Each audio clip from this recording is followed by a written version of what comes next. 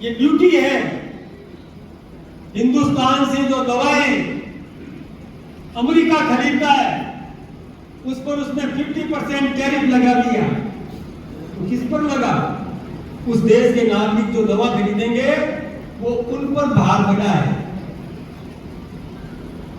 हाँ, हमारी दवाएं कम जाएगी ये हो सकता है, लेकिन दूसरा देश कौन सा दवा बनाता है? कोई दूसरा देश दवा ऐसी बनाता ही नहीं है जो हिंदुस्तान बनाता है। अब नरेंद्र भाई मोदी जी ने तय कर दिया कि हिंदुस्तान की प्रतिभा का उपयोग हम हिंदुस्तान में करेंगे, यहाँ के वैज्ञानिक का उपयोग हम हिंदुस्तान में करेंगे, यहाँ के डॉक्टर का उपयोग हम हिंदुस्तान में करेंगे, यहाँ के इंजीनियर का उपयोग हम हिंदुस्तान में करेंगे, और हिंदुस्तानी शस्त्र बनाएगा, हिंदुस्तान दवाएं बनाएगा, हिंदुस्तान कपड़े बनाएगा, हिंदुस्तान सारी व्यवस्थाएं जो जरूरतें होगी वो हिंदुस्तान बनाएगा। हमारे यहाँ बहुत बड़ा मार्केट भी है, ये सारी दुनिया जानती है कि हिंदुस्तान बहुत बड़ा मार्केट है। उस अमेरिका को पता है कि अब ये शस्त्र खरीदने वाला नहीं है। हिंदुस्तान ने ब्रह्मोस जैसे शस्त्र बनाने तैयार कर दिए जिसके लिए दुनिया के कई देश लाइन लगा करके खड़े हैं कि हमको ये ब्रह्मोस दो। ये स्थिति पैदा कर दी हिंदुस्तान ने, इसलिए चिंता करने की जरूरत नहीं। न अटल बिहारी वाजपेयी ने आर्थिक प्रतिबंधों की परवाह की, कुछ दिन में घुटने टेक करके दुनिया आ गई थी अटल जी के शरण में और आर्थिक प्रतिबंध अपने आप हटा दिए गए थे। चिंता मत करो, ये भ्रम पैदा करने के लोग कुछ खड़े हैं। अरे भाई, जब देश संघर्ष में हो, जब देश पर कोई दूसरा देश संकट करे पैदा और उस समय हमारे देश के नेतृत्व की जो आलोचना करे, उसको देशभक्त कहा जा सकता है क्या? आपके और पड़ोसी के बीच में झगड़ा हो जाए और हमारा बेटा पड़ोसी की भाषा बोले तो इस घर का वो रखवाला है क्या? हमारे और पाकिस्तान के बीच में या हमारे और अमेरिका के बीच में चाहे आर्थिक युद्ध हो, मैं आर्थिक युद्ध की बात करता हूं, और उस समय जो अमेरिका की भाषा बोलता है वो इस देश का देशभक्त है क्या? विचार तो करना पड़ेगा।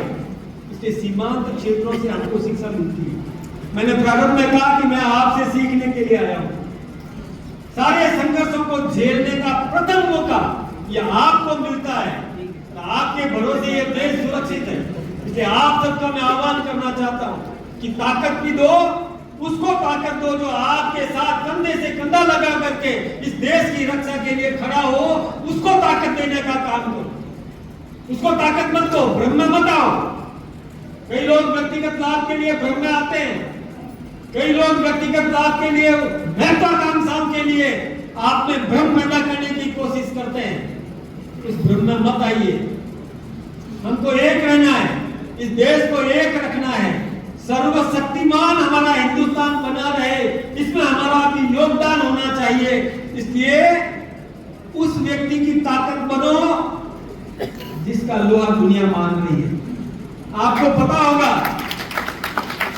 कि हमारे देश के प्रधानमंत्री नरेंद्र भाई मोदी जी को दुनिया के 30 से अधिक राष्ट्रों ने अपने देश का सर्वोच्च सम्मान दिया।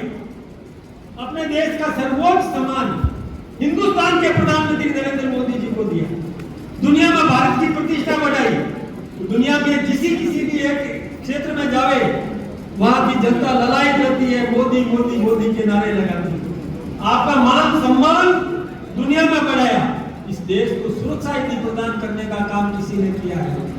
सुरक्षा, बॉर्डर के एरिया को ज्यादा जानकारी होनी चाहिए। सुरक्षा, इस बात का ध्यान रखने की जरूरत है। सुरक्षा, अभेद्य दीवार, अभेद्य सैनिक शक्ति, अभेद्य सैनिक पूरा शासन साज सम्मान, ये सब देने का काम, इन सेनाओं को पूरी छूट देने का काम यदि किसी ने किया है तो नरेंद्र भाई मोदी जी ने किया। वो सेना सुसज्जित सेना निश्चित रूप से रक्षा करेगी, और आप लोग भी कम नहीं हो। मुझे पता है कि उस सेना को ताकत देने का काम, उस सेना को चाहिए दूध तो देने का काम, खाद्य सामग्री देने का काम, कोई ब्लड देने का काम, जरूरत पड़ जाए खून देने का काम, यदि सबसे पहले किसी ने किया है नौनिहालों ने, नौजवानों ने, भाई बहनों ने किया।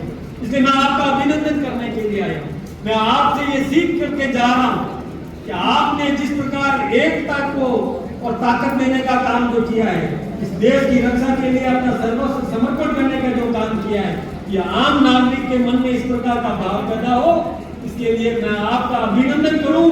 आपका बहुत बहुत धन्यवाद, बहुत बहुत अभिनंदन।